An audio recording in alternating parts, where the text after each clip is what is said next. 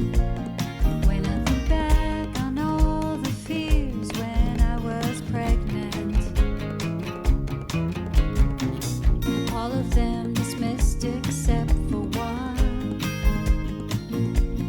The only test the state mandated was genetic.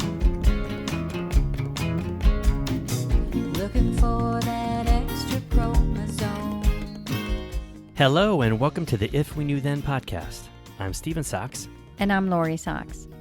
Today we're speaking with Indira Cruz, another epic human being that we have had the honor and privilege of getting to know at Liam's new school, Citizens of the World.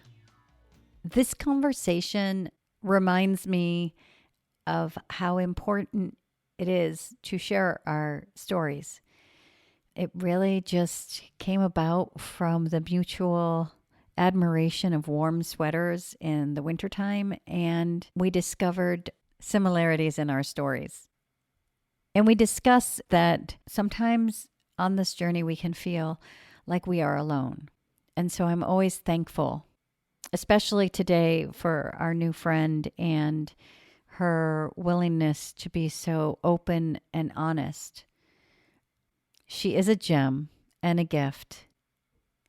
Welcome, Indira Cruz. Hello, Indira. How are you?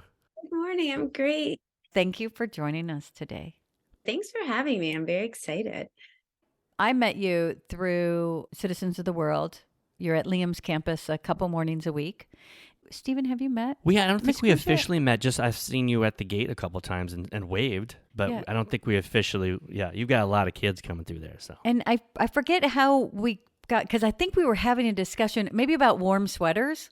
Probably because I think we often bond over warm sweaters in the morning.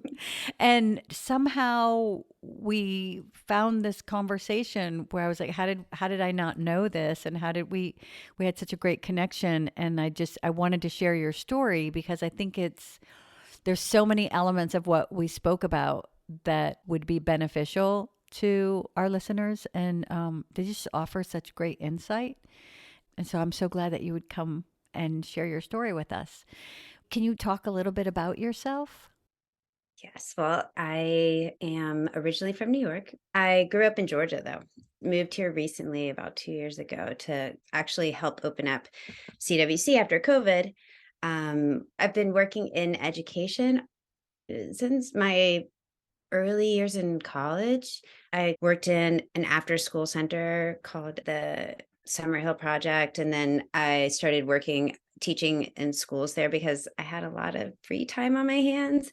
I know that sounds kind of crazy, but I was doing other artistic stuff. And during the day, had so many hours where all my friends slept during the day. So I was like, you know what? I really like working with kids.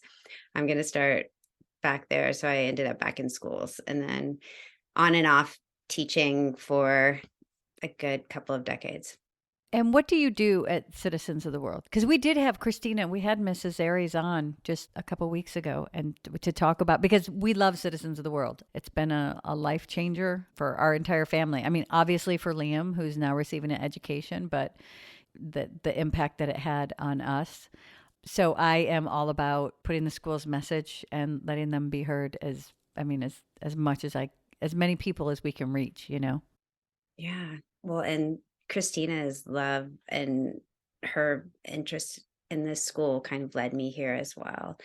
The idea that all kids have equal access to a quality education, no matter their race, nationality, creed, all of those things.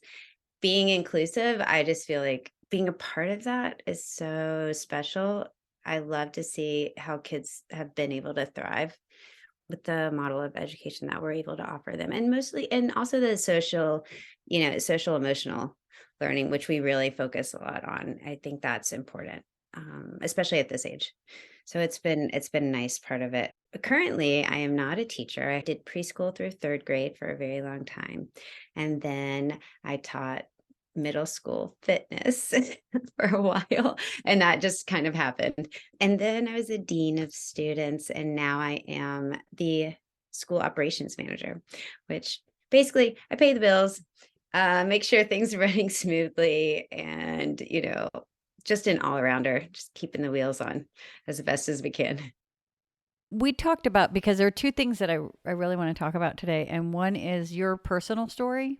And then also touching on the fact that advocacy doesn't have to be a fight and take its toll. Like, I think that's really a big goal for Stephen and I, because once we went through what we went through and found CWC, we saw the prolific impact that that fight had taken on our just mental health and our well-being. Well, we've championed that message in several episodes, but it doesn't mean that it's 100% sunk into my head. I mean, personally, I don't always take care of myself when I'm advocating, so that would be great to talk about.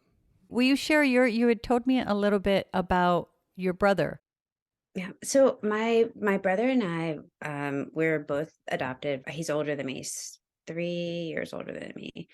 My brother had a lot of health issues when they adopted him, and so I think they were informed of them in a way that it was kind of like, okay, we do have a baby for you. My parents really wanted to have kids, but he's got some issues. We don't know the depths of his issues, but basically they were like, he probably won't make it to 18, was what they were told. And so even knowing that, my parents were like, we want to give him a home, so they adopted him and just started the long process of like some physical things that he had issues with, and then trying to really wrap their brains around his developmental issues. But for all intents and purposes, he was just a lovely little cute smiley baby, just like all babies. I think it was as he started getting older and they started to notice like there's a couple of things here and there, and people kept giving them just like really not great prognosis. Then I came along and there we are, the perfect nuclear family at the time on paper to a boy, a girl, mom, dad, house, whatever. We were living in upstate New York for a while. My parents both worked at IBM. And then we got transferred to Georgia, and in doing so really changed a lot for our education. It started in North Carolina. We actually moved to North Carolina first for a year, and going to the South, in the 80s, it was hard. The education was difficult there. Getting us into school, my parents fought very hard to be middle class. My mom and dad, my mom is Black, my dad is Puerto Rican. They're a little bit older. So they grew up in a time where they basically, desegregated a lot of neighborhoods that they lived in. So they've had to fight for opportunities and things like that. And they did the same for us with our education. So it was important to my mom to, they found a house in an area where there were good schools, because she knew that, my brother was going to need that. Unfortunately, he was not met with the same amount of support that they were trying to offer him.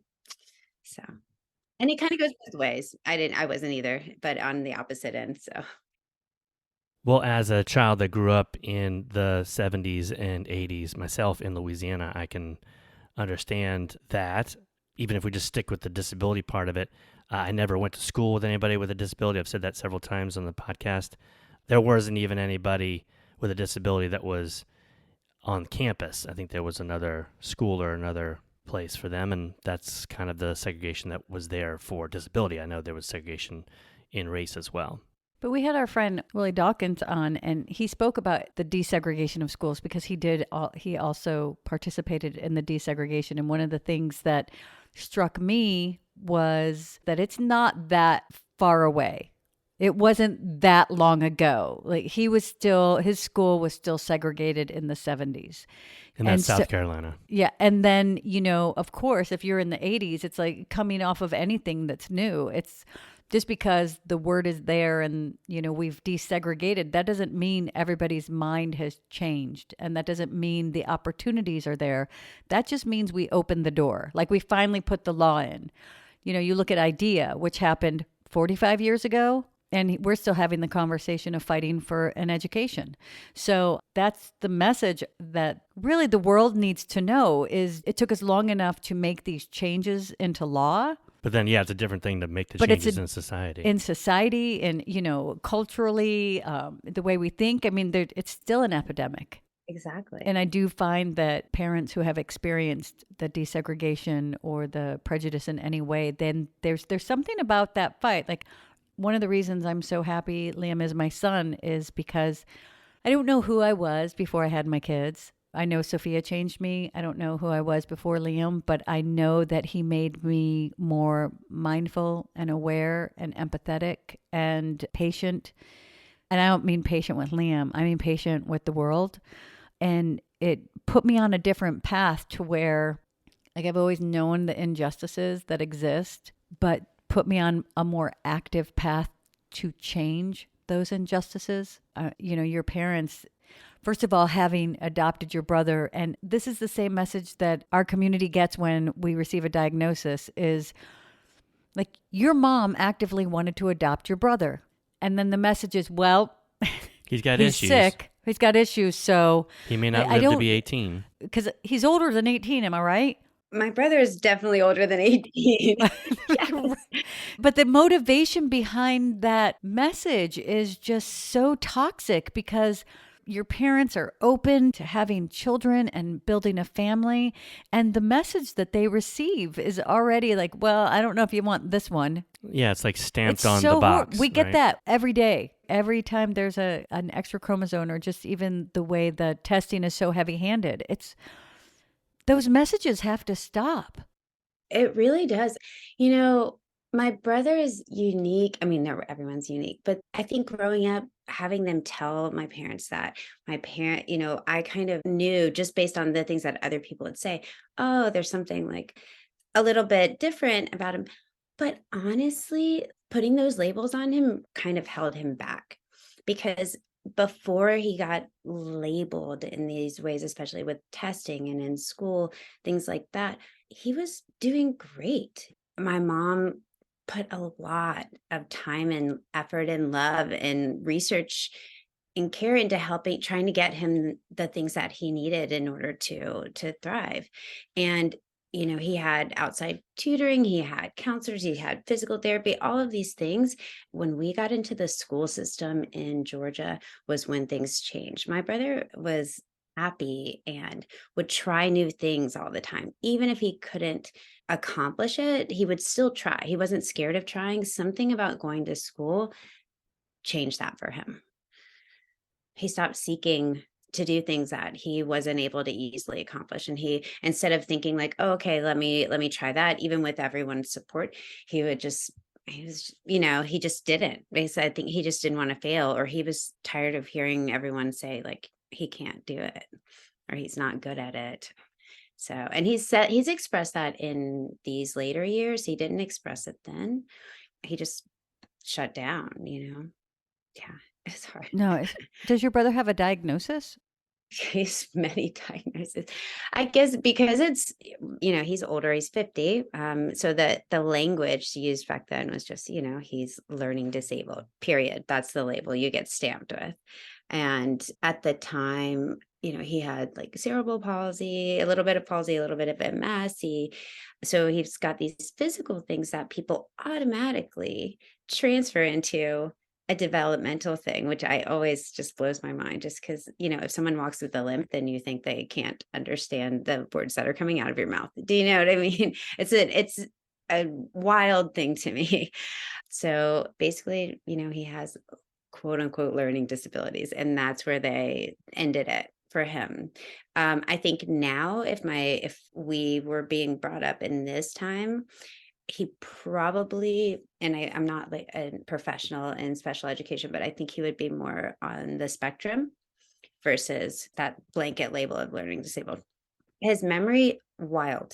Like it's an insane thing. He can remember the minutia of things that I can't remember what I did last week, but he can remember what I was wearing when I was leaning against a locker in 9th grade, talking to some human that I can't even remember the name of.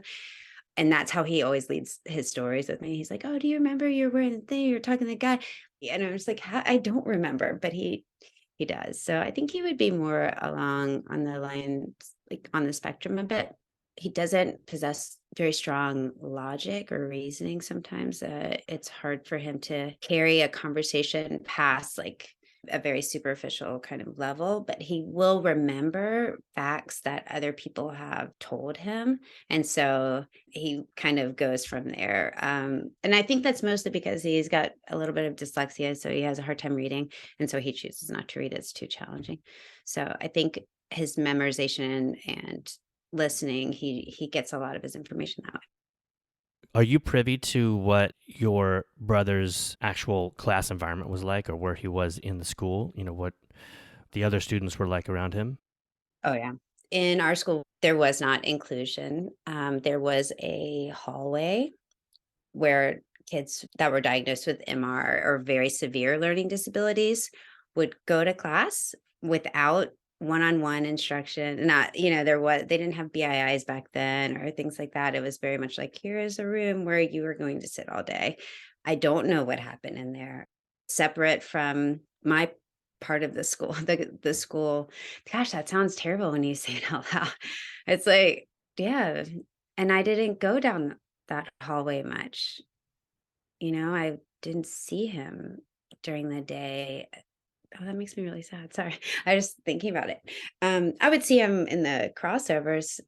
But yeah, he mostly was in special classes, particularly in middle elementary school. They were in a totally different class.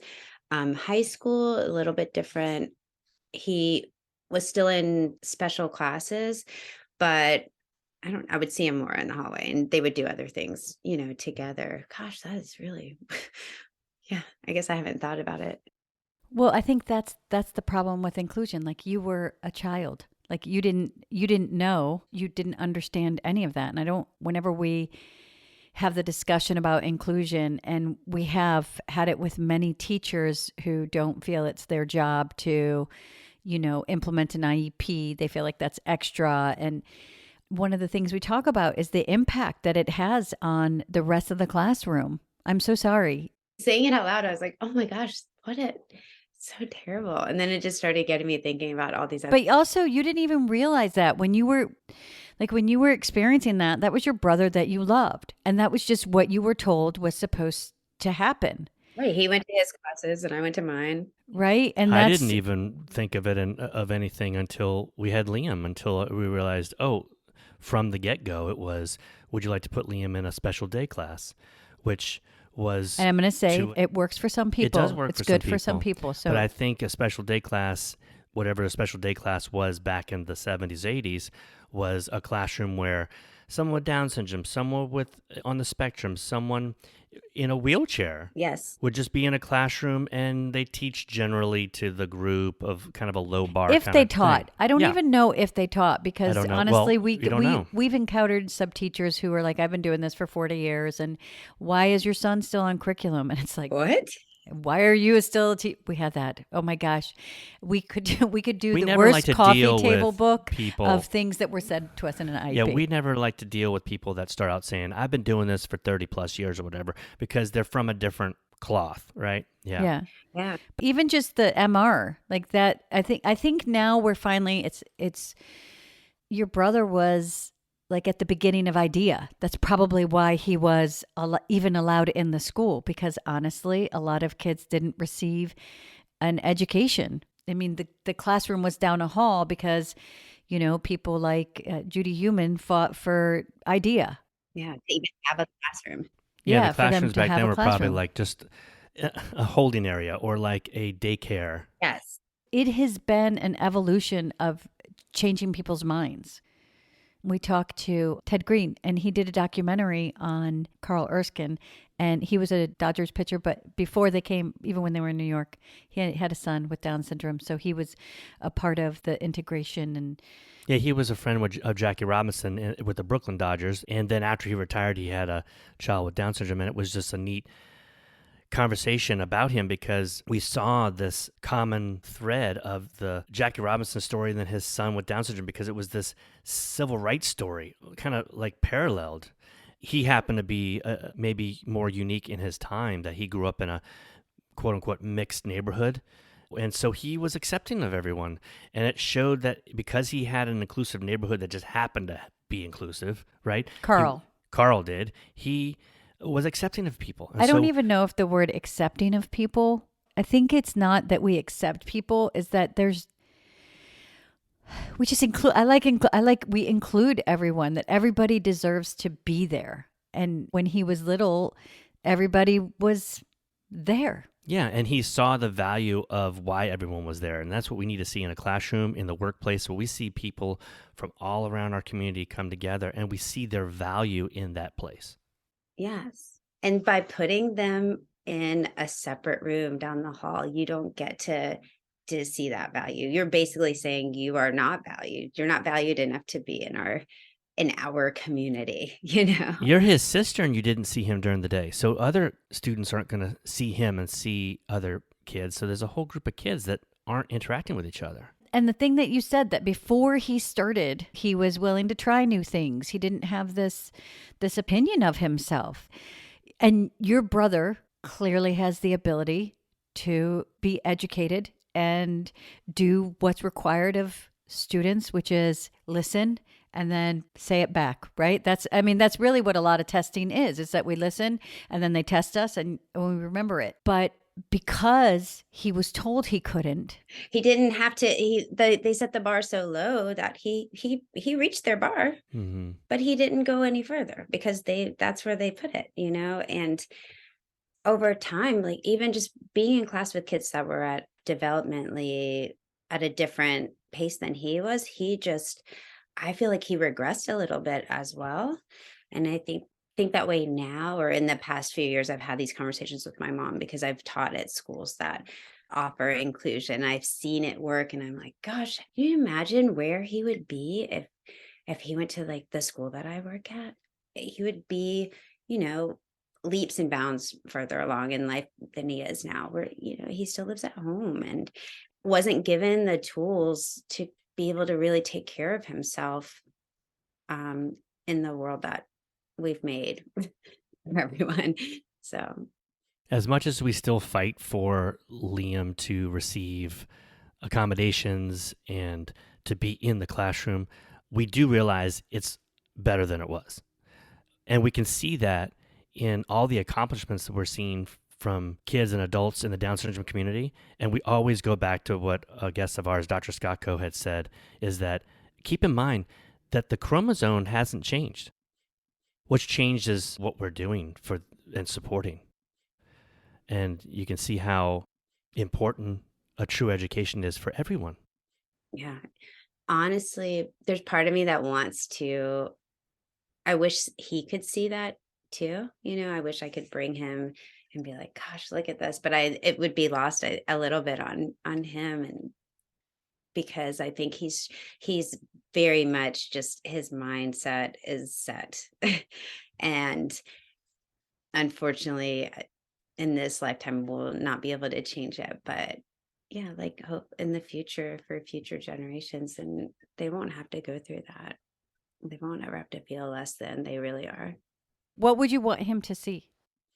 Just that doesn't matter what someone might label you or some test says, like you have something special inside of you that you can foster, you know, that, and then there are people out there that do believe in you, and you aren't just this like number on a piece of paper, because it's always like the IQ test, right? These numbers, they look at it and they're just like, oh no, write you off.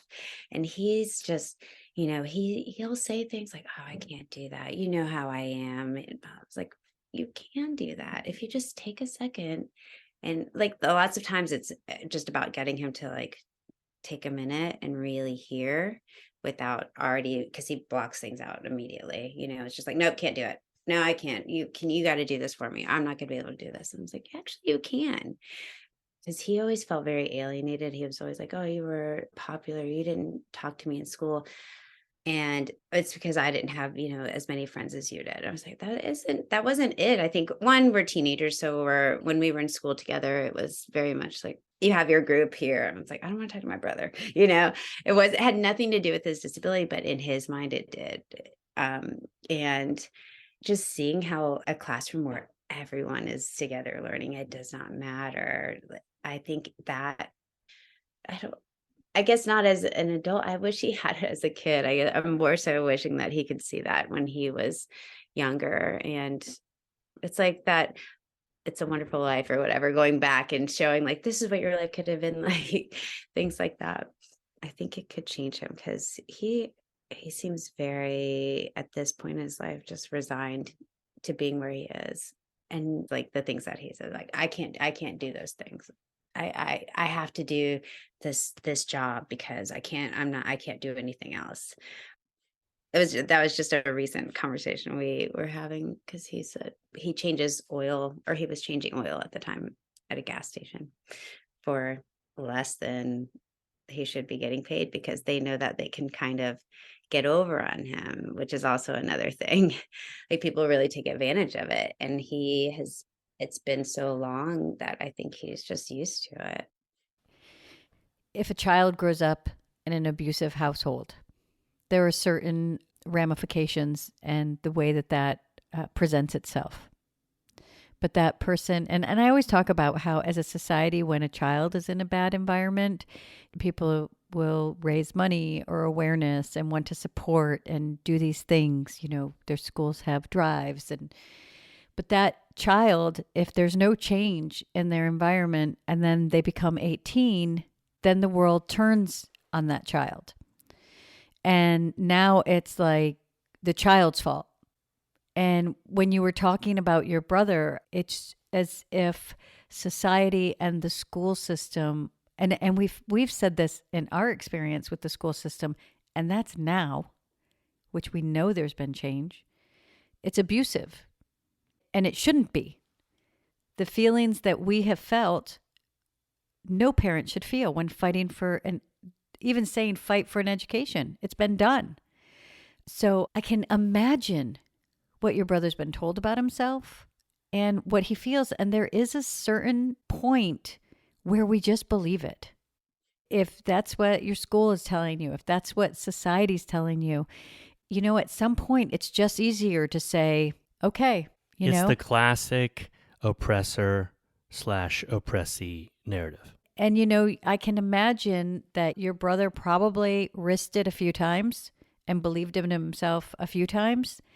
And it probably didn't feel good always being told that you can't. And this is why I wanted to talk to you, because this is your brother's story and he's 50 now. And this is the importance. This is why, as parents, we do have to fight for their place in the classroom, because this is what happens when the system is allowed to lead the way. And I'm sure that your mom fought really hard. She did, and she still does. There are times where she'll have to fight for she was looking at his paycheck and just was kind of confused why he wasn't getting paid the right overtime. He hadn't looked at it because he also, he is older and he's like, I'm an adult. I can handle my things. But he came home complaining about something, and she looks at it and she's just like, what is this? Like, you're not getting paid correctly, and he's like, oh, don't go in there and, don't make a fuss, don't, I'll worry about it. It's right. And he starts to believe everyone else, not her. So she is still fights for him. I think he's very fortunate that she is still around, because he's got her, in his corner. Without her, he wouldn't have anyone else. Our father passed away a long time ago. My mom is his biggest champion, and it's going to be really difficult for him, when she moves on. And I think she will fight for him until that day happens, really. It just has to change at the core, because I think about where your brother works. That's against the law, Gosh, what they're it's so doing. infuriating to me. It makes me go through, like, it is against the law. That is a violation of his rights. But she's There's, fighting like, for him still. We I come know. across stories of people that just kind of relegate that as that's just kind of what happens. I mean, we had a story we heard about a young Somebody man with getting Down paid. syndrome went to his favorite pizza place and got hired there, and he would roll napkins with forks and knives in there and put in a certain amount of hours, whatever his schedule was, and the owner of the pizza place at the end of the night would give him a couple of pizzas. That was it? That's his payment. Hey, buddy, great job. And Have people some were pizza. happy. People were like, oh, that's so good. I was like, No. And that owner is taking credit for being some kind of, hero. yeah, and then also promoting bad dietary to the kid. It's like, it's so many levels. Pizza every night. Wow. That's the mindset that needs to change. That's the mindset that this community has been fed. And individuals with disabilities, you know, it used to be if someone had a physical disability, they were not with the rest of their class. It didn't matter cognitive level. It was just all, you know, and there is a need for a different, and I really am against the word special because I think it's gotten to be like the R word and it's the butt of a joke. And I don't have any tolerance for it. The language that's used still needs to evolve. But there is a need sometimes for, you know, a place where kids can test that's quiet, a place where people can be that's not as oversensory. There is a need, but because it's become other than that, it's not useful. It's interesting now as an adult, and I would benefit from a space to test or do work that is sensory, you know, not so stimulating. I would benefit with a shorter testing period or work period where I can take some breaks and then come back to it. I would thrive in that. I need it. And now, I mean, I can make it for myself, but I think that would benefit all students. It's not just students with that label of special needs. You know, that is a human need at this point. There's all these different things that we could offer to all, that which is what we do at our school, you know, meeting kids where they're at, all kids, no matter what, where they're at, right? And so making that more of the narrative than like these are what these kids particularly need, like just trying to figure out where each individual will be able to thrive. Like that's what the kind of teaching environment I want to be a part of. Teachers are always accommodating students. Yeah, They're that's what I was always going to doing say that when to you were all talking students. about they do. And that's one of the things especially that was brought up during the pandemic is, what would you say? I don't like the word normal, but there's a better word than normal, What, but typical? like typical, I guess. The mainstream student body or whatever you want to call it are always being accommodated. Every child is being accommodated. My daughter goes to school and she is being accommodated. She's being met where she is. She's being given the conversation of, you know, take breaks, take care of your wellness. If something's too much, she can go and, you know, talk to somebody and they'll say, oh, we'll give you more time. And there doesn't have to be a document written up. It's human, what is it? Human kindness. It's just consideration that this is what's going to work for you. Yeah, let's give you a tutor. We're going to work one-on-one with you. And you're not going to have a stigma. You're not going to feel anything bad. You're not going to have a label. You're not going to be meant to feel dumb or less than or anything. We're just going to say, this is what you need right now, and we're going to get you over that hump. It's only with the student body who has an IEP or is labeled learning different that it comes with a stigma. And the road has been carved so deeply that there's a path that as soon as those words are said, there it's just, oh, we're just going to truck you right here. And it doesn't matter if Stephen and I were in the same class with the same needs and you put a label on me, we would end up in different places and we would receive different things. And the things that I needed that he would get, we would, you know, there'd have to be a conversation and a fight and funding and all of these things. And that's really why I wanted to have this conversation with you, because you experienced that. You can't get mad at yourself because you were a kid in a system, because that's exactly what Ted Green said when we were talking to him, the documentarian. He experienced the same thing with somebody in his class. And it's not until we're adults that we look back and go, oh my goodness, this is what they were doing with our friends. This is what, it's unfair. I know I can look back and really see the biggest change is high school, right? And that's because that's where your social part comes. You start to grow really as a human on that side of education. And when you start separating people, then they don't get the opportunity. He didn't have the opportunities to build these friendships or relationships in a way that everyone else did. And I think that just really dimmed his light inside and out, when he is happy. I mean, he like really could light up a room. And like, I just noticed a lot of joy just left. And I've left home very shortly after high school because while I still went to the same high school, I didn't have the same things as he did. We had some other issues. I was ready to get out of this small town and go somewhere else where people were less racist. And he had to stay there. So it was like on top of having those learning things, he also had the racism that he had to deal with. And it's been a tough road for him.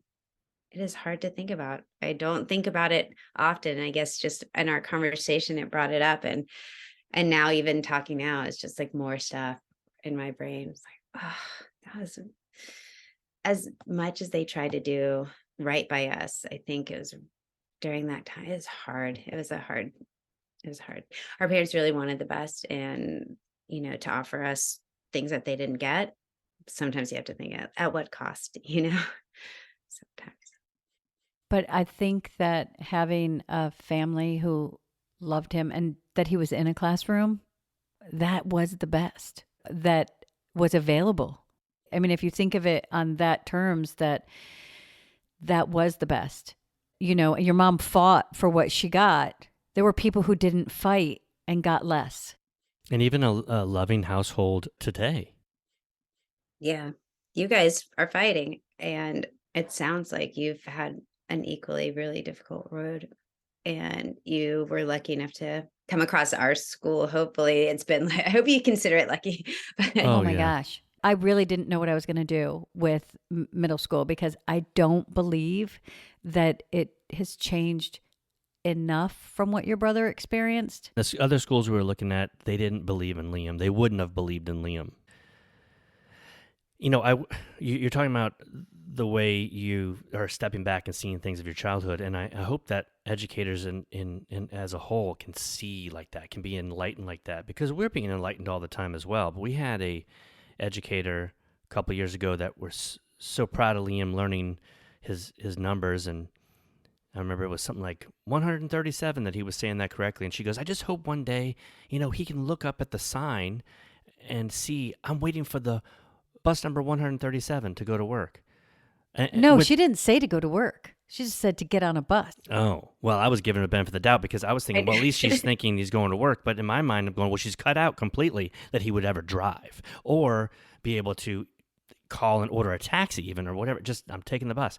So here's someone that I thought at the moment was a bit open to saying things, but not totally open. Like the bar was raised a little, but shouldn't we raise the bar to the very top for everyone? Yeah.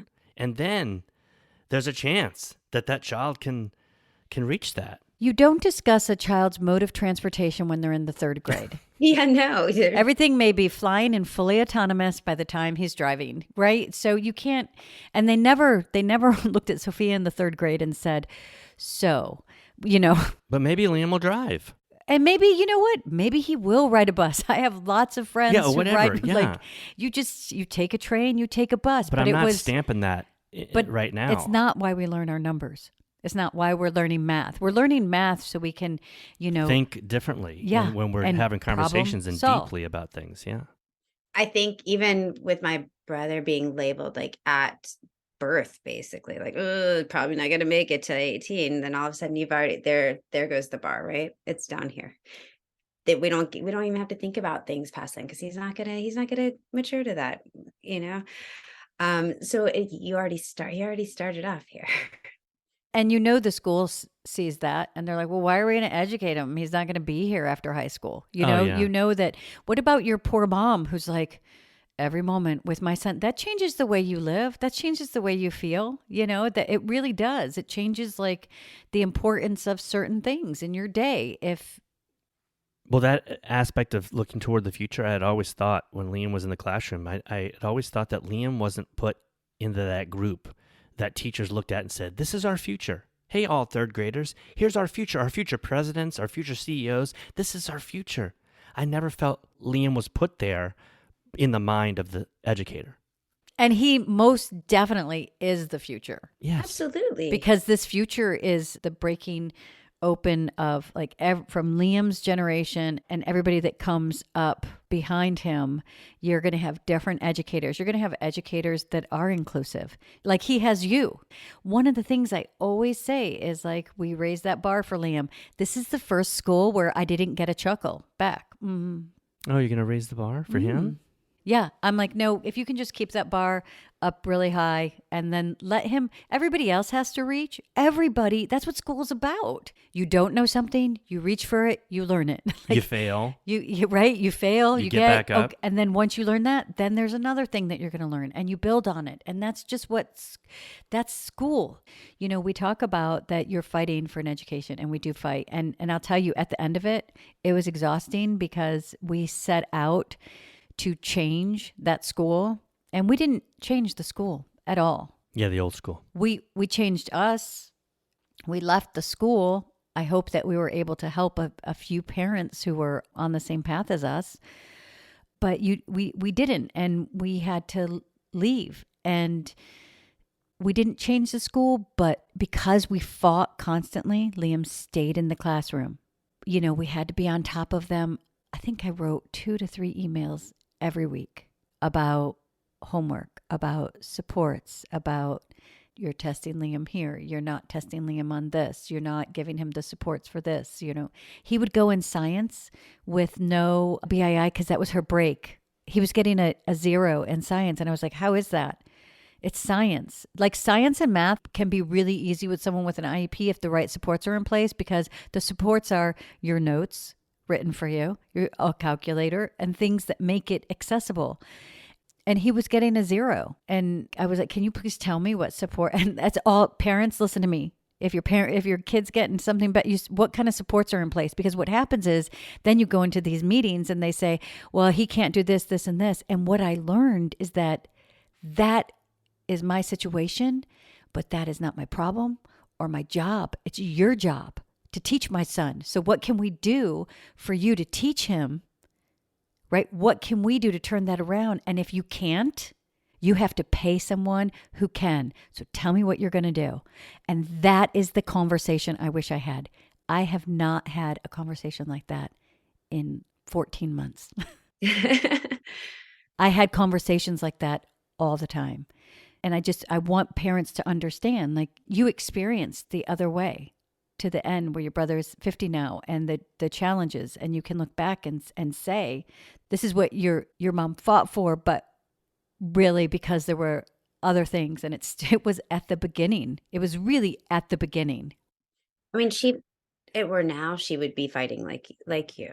She can be the squeakiest wheel in the bunch, which did get him to where he was, because people kept trying to hold him back. And then she would just get him tutors on the side, because we weren't in a school system where they were going to offer any kind of help besides like, okay, yeah, he can come to school.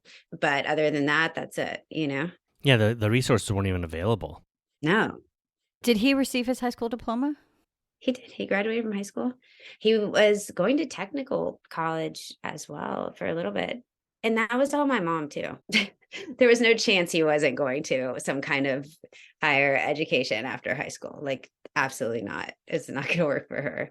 I got counseled into going to tech school by the same school, the same counselor, because they didn't look at IQ scores. They were just like, they looked at me as a Black woman. They're like, you should probably study nail tech, or what about hair? Thank goodness I had my parents, because my mom was like, don't listen to that lady.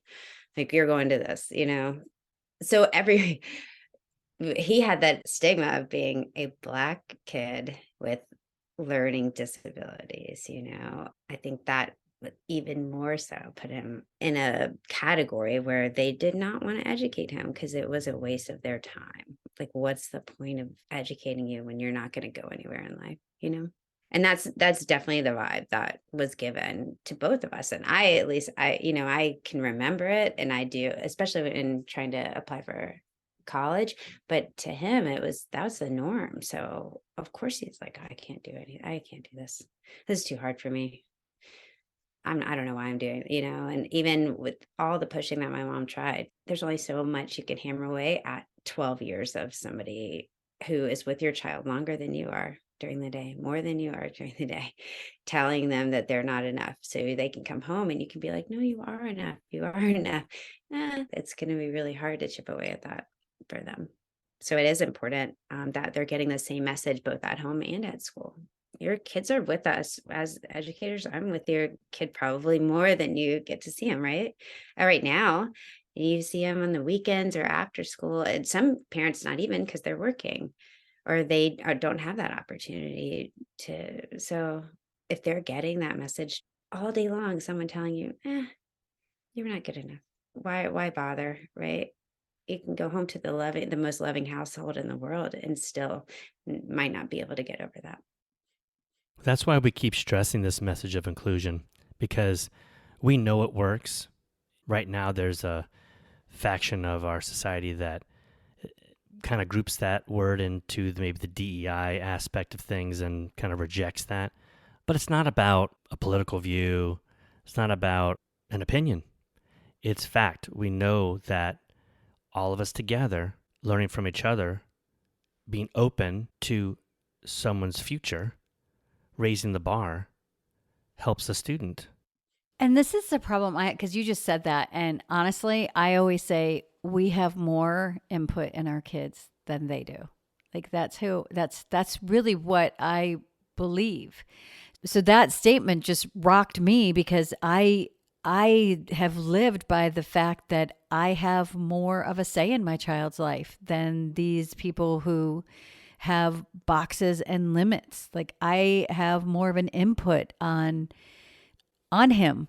We fight for inclusion. We fight for that message. So what is it that we do? What is it that, the mom who has it, like the sophomore in high school, hopefully in an inclusive classroom, hopefully they've stayed in the system, but I'm not one for separate proms. I'm just so tired of this segregation. And I want to ask you about that too, because you both received the same message. So how did it land on you, and how did you pull out of it? I can ask you, how did that message affect you? That's how it affected your brother. That's how it's going to affect any child who gets the message. So let me ask you that first. Like, how did that affect you by being told, go to a technical school, learn how to do nails or hair, when you knew that you were smart? Well, I mean, I always had my mom too, and she made a huge difference, obviously, in how he got received education, how I received education, and how I thought about myself. Because she also had to fight for her own education, and so she's just like, "Look, I am your mother. I am telling you, you are more than enough. You don't have to listen to those people. Like, if they're telling you this, they're wrong. And I can go up there and tell them to their face that they're wrong, or you can, she would, she was like, I will go up there. My mom would show up in a minute if there was something wrong being done to me. Absolutely. But she also did give me a good foundation to fight for myself. And because I was used to seeing her fight for us my whole life, I saw it with my own eyes. I heard it with my ears. I watched. I was kind of a quiet observer to a lot of things, especially with my brother, and then my own education, like just watching how invested she was. Like, education to my mom was so important.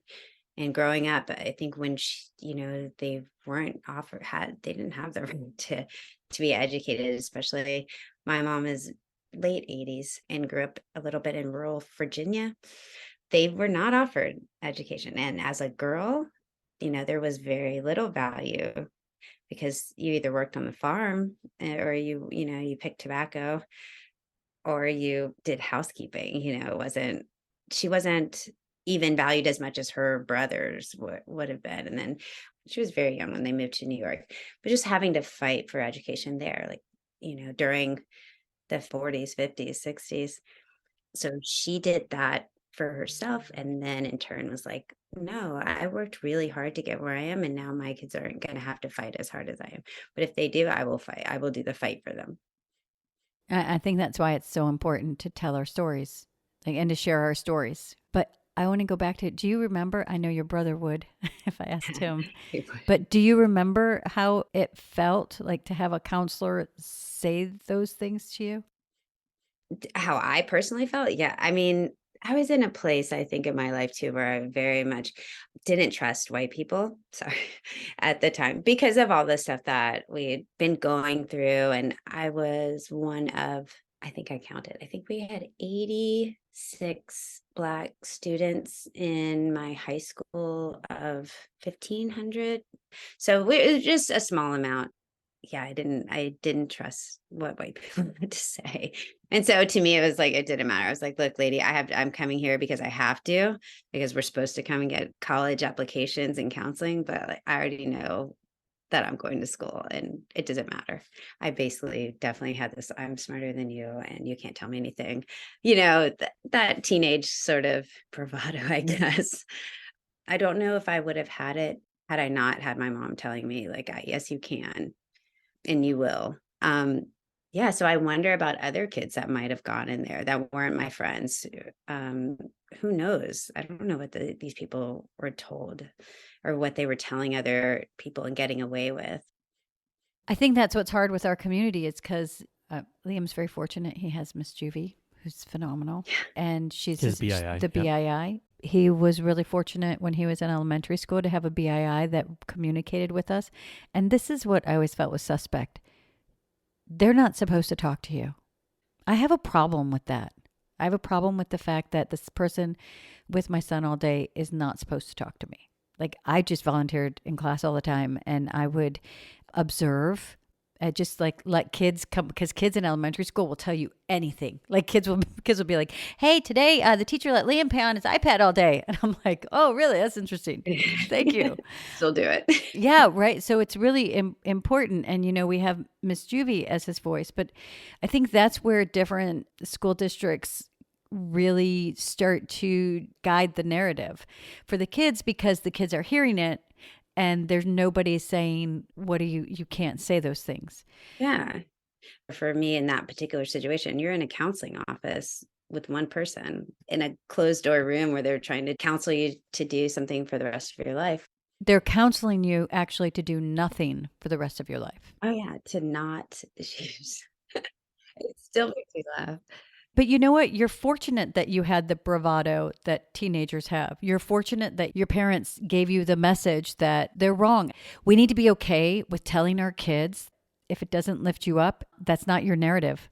Nobody can tell you what your limits are. I even tell Sophia, I can't tell you what your limits are. Only you can tell you what your limits are. I think parents a lot of times feel like they're the squeaky wheel. You can't feel like you're the squeaky wheel. Like your voice. I don't know where all of these things were handed to us. They were handed to us to make us feel, guilty and self-conscious and insecure about our actions. But I think if our intentions are loving and supporting of our children, then it's the truth. And the truth is not wrong. Well, the other half of the squeaky wheel is that it gets oiled. Right.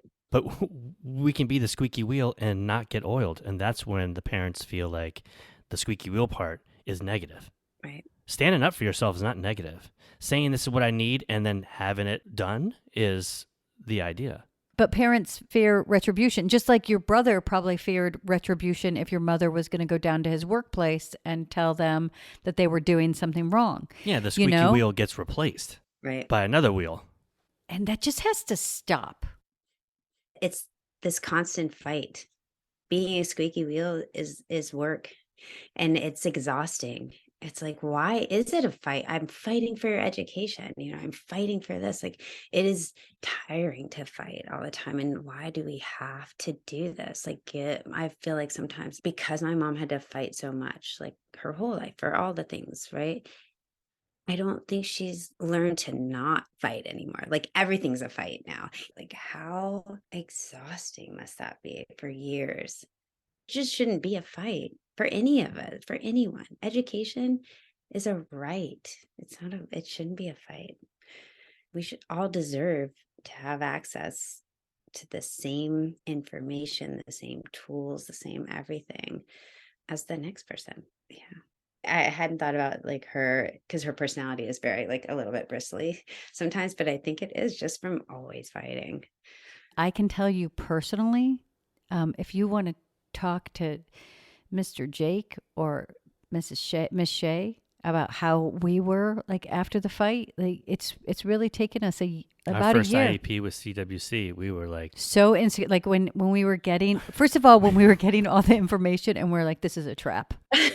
totally. Talking about not trusting white people. I didn't trust any school I administrator. didn't know administrators at all. And then here's Mr. Jake, and you know, he was so nice and inviting. But when, you know, I never used the word triggered before. And then all of a sudden we got an IEP notice and I like had a panic attack and I was like, oh, this is where it falls apart. Why are they asking us these things? This is where, you know, there was maybe a typo. And honestly, at the school that Liam went to, should I say it or not? Because sometimes I'm like, sometimes it's like Voldemort. But this is part of the thing about the fight. I feel like if we all hold up our cameras, if we all record our IEPs, if every time something ridiculous is said to us, we write a letter to the district, if we call our local news station, if we do these things, will we have to fight as much? Because I feel like that's where the turn comes, is we are a group of individuals who, like you said, as parents, we're exhausted from the fight. So you either get exhausted or you're like, you know what? I can't. And that's okay if you can't. That's absolutely okay. That's what's best, you feel is best for you and your family. That is okay.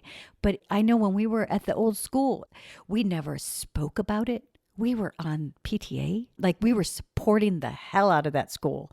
And we felt isolated and we felt alone and we felt betrayed. And we just felt all of these, once again, feelings that you should never feel when it comes to like especially elementary education. You should never feel these things.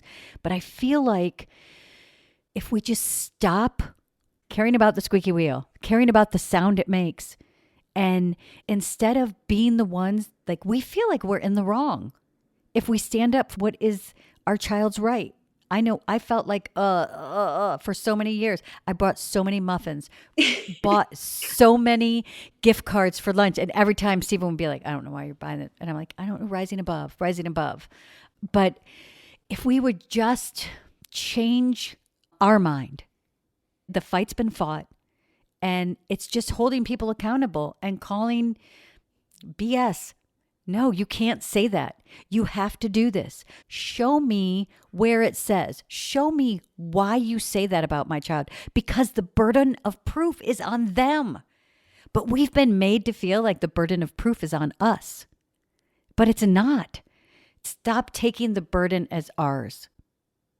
One, it's a shared burden. And it's not just a shared burden with us in the district, it's a shared burden of the world. Because until you can go into a grocery store and people don't point, until no one says derogatory comments about your child, until we all welcome each other, this is a shared burden of the entire world. Like until we are loving and empathetic and compassionate and welcoming, it's on everyone. No one's injustice is just theirs. Right. If maybe we just change our language, I'm not going to fight. I'm going to hold you accountable. I'm not going to fight. I'm going to stand here next to my child and be their voice. And the community is getting together, and we're also getting allies. And that's really how you make a movement. Right. And if you know that we're together and there's allies, maybe in your heart, your fighting heart, you can feel like backed up. Yeah. Like you did going into that counselor's office. And then it feels like less of a fight possibly for somebody else when you're saying, oh, should I say their name? Should I not say their name? Should I not, speak it into the world? Sometimes I feel like we are very much trained to be like, I don't want to cause any more problems than there already are. Like I'm gonna do all this without directly addressing this particular person or this particular place. Well, the name of the elementary school is Carpenter Community Charter in Studio City, California. And we've said it before, but I will say the name Carpenter Community Charter again, that this is the school. But the reason I actually said, maybe we don't have to say it, is because it hurts me. Right. I still am a little sore from it. I still have some wounds from it. And, it's almost like, and it's an old relationship that was abusive. Like you said, Voldemort. Maybe No, you just well, don't say his name. I think that's the situation is that, and it's two things, because what you were just saying, what you were talking about is that's how we felt when we were in the school. Like, I don't want to say anything because I don't that's true. want, and also you don't want retaliation, and not just retaliation from the district, because the district doesn't give a crap. They know they're denying your child their right to an education. I guarantee it. And not from the administrators, because they actually are not allowed to blatantly retaliate against you. Although we did have some teachers kind of be turds when we filed a complaint against another teacher. Yeah. I mean, teachers giving you a stink eye. It's like, really? I want you to stop for a second and know that you are giving the stink eye to a parent of a child with a disability who you were denying their education. So if that's who you're going to give a stink eye, I don't know how you sleep at night. And sometimes Go we do ration. what is going to feel easier to walk on the campus, especially when it's even like a legal thing and you're always in a back and forth with administration and the school in general and teachers. You don't feel like you have any allies on campus. But every person who's judging you would do the same thing for their child. Yeah. Every single one of them. I'm at a point with Carpenter Community Charter in Studio City. For me, there's part of me who doesn't want to give them any more power or time. And then there's the part of me who feels so accountable to any parent who is in that school or any other school that has a great reputation and feels alone and feels wrong and feels like a squeaky wheel. I feel accountable to them to say, these people are horrible. They abuse your child's civil rights up and down many, many times to many, many families on a daily basis. And that's who I really feel accountable to, is to say, you're not alone, because you feel alone. You feel like there's no possible way this is going on at such a epidemic level. There's no way, but it is. You're meant to feel like you're the only one and you're a problem. And why would you want that? And how can you ask for that? And then the other one is, it's for we want to get past it. Like, we want to let go of them. We want to be done with them. And I have to tell you, since we've been at Citizens of the World, it's been like, I feel spoiled. I feel fortunate. I feel almost guilty that I know what I was living through 13 months ago. I've always wanted to work with children. Even when I was a child, it was like a weird thing. I don't understand it. But leaning into teaching came because I had a teacher that turned my experience around. Somebody who, despite all of those things, like all of this narrative that was getting thrown at us from all over, really in school, from administration to individual teachers, one just changed the way that I thought my education could be. And I always wanted to do that for other people, be there and advocate for them and show them that there is somebody that supports them outside of, my mom, because she was there. But in doing so and and having the opportunity to be at these schools where even my own mind was open, because we said before, that's all we knew. So I didn't know back then, it was bad to separate kids into, to not include everyone in education. It was like, oh yeah, that's see you later. I'll see you at 3:30. So having the opportunity to work in schools that I'm working in now caused me to go back and have that conversation with my mom about my brother's education. It's eye-opening, and I am still learning stuff every day. Watching kids like Liam thrive in school, just seeing the light in their eyes and there's talks about the future that they are having that my brother never had. And I don't know that he ever will even be able to think of himself in those ways. I'm like, as hard as sometimes this job can be, or just being in a school system, especially now, can be, that those are the things that make it worth it to me. And if you do make like one difference in one person's life, it really does matter. I know people say that and it's like a Hallmark card, but it actually, like, that's what I'm here for. That's why I'm doing this. This is why. That's the why. Well, Lori always talks about the importance of telling your story because your story changes the next generation's story. I'm not happy about everything in your story, but I'm blessed that you've told us your story. I'm grateful that you are sharing it, and you share that your mother's story. She grew up without the right to an education. Nobody was going to educate your mother. But because of it, she is still an active learner. If my mom doesn't know something, she will buy a book, she will get on the internet. Does not stop learning. It was annoying to me as a kid. And now I look back and I'm like, whoa, she wouldn't be where she is if she didn't have that kind of growth mindset. And where did it come from, right? Because her whole life, people were like telling her no. And she was just like, there was something in her that fought for that. And she tried to instill it in us, and I probably was able to handle like those conversations with like counselor that I spoke about because my cognitive abilities were different than my brother's, right? We got the same stuff at home. My mom's telling us both the same things, but he wasn't able to like quite process that information in the same way as I did. And it's so hard because there are times where I'm like, oh, we grew up the same. Like, how come you? Because you don't know what was said in that room. I have no idea, to be honest. We don't know what happened in that room. And that was a room, that was their special day class that was 40 years ago. We don't know what was said because there was no accountability. And that is the element. Your mom didn't listen to what she was told, didn't listen to the limits that were put on her. She taught you not to do that. The element that your brother had was hours of other people, just whatever those limits were, instilled in him. And we have the power to set our intentions, and we do have. I'm so glad it came back around. Not that I need to write it, but I just feel a little bit better that like we do have that power to influence our children's lives, even if it's just telling them ignore that narrative, right? Because the room is different. The room is different now. There may be some lingering qualities, but the room is different, and the law we know is on our side.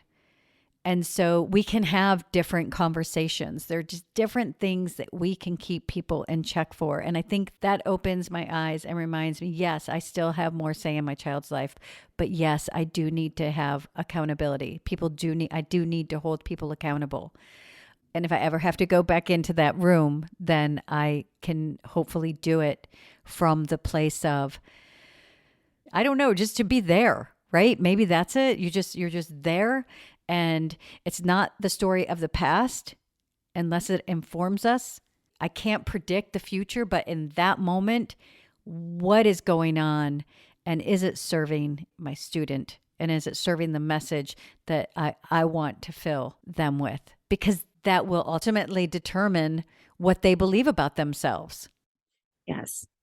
And I think that's when I was saying, like, your kids are in school more than at home. So it's not that, oh my gosh, you're not going to have as much of an effect. It's important to instill this like sense of inclusion and all of those things. Make sure that the things that your child is getting in those 8 hours, 10 hours, whatever, align with what you're teaching at home. So it is like, that's what makes the fight important. That's what makes this important. It's like, you can say all the things that you want at home, but if you're going to that other day school, it could really be moot at some point. So it's like, make sure for all the people out there that aren't getting the things that they need or their child deserves, like, it is important to seek out that and don't stop until you get it, because the ramifications are like, we did all that we could with our education system. It's a feeder school. We didn't have charter schools.